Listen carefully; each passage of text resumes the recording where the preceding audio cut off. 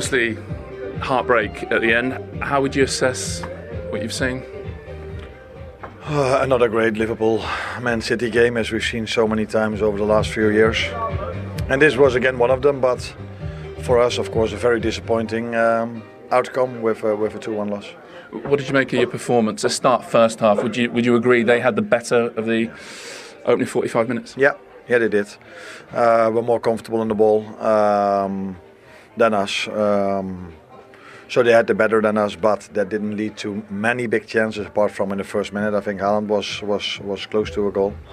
But I think in the second half it was completely the opposite, where I was waiting for a goal, and when we got it I was waiting for the second. But in the moment, maybe one of the only moments when they were in and around our box in the second half, it was immediately a goal, unfortunately for us, because we defended well, we played well, especially second half, but yeah, we conceded the 1-1, and then just after that it was Curtis Jones who had the ball in the midfield, Mo Salah who made a deep run. I think it was a 4 versus 3 situation, I don't know. If that ball goes through, it's 3v1 to the goalkeeper.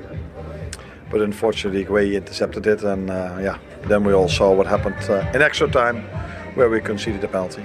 So how did you change the flow of that game, second half, before obviously they then come back late on?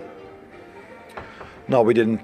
Tactically, we didn't even change that much, but I think we put a lot of energy in the first half to try to press them really high, but they were very comfortable on the ball, although we were a few times closer winning the ball back. But if the game goes on, you're always hoping that you can keep yourself the energy going, and if the other team then gets a bit tired, sometimes they start to make mistakes, and maybe that's what happened. And then our fans were completely behind us, as they've always been, and that combination led to a very, very, very good and impressive second half, but not the result we wanted. Do you have the sense at all that anything's gone against you unfairly today? So, I mean, the chuckle says yes, does it? We can talk about every incident, and everybody has an opinion about this, and that's the difficulty. There are never in football 100-0 decisions. There are always 2 or 3 people to find that have a different opinion. The one if I have to talk about one moment, I would like to talk about the one time Mo was through on goal. Mark Gueye. And Gueye hold his shirt. Everyone who's been in the stadium for the past 8 years knows that if Mo Salah comes in that situation, it's a goal.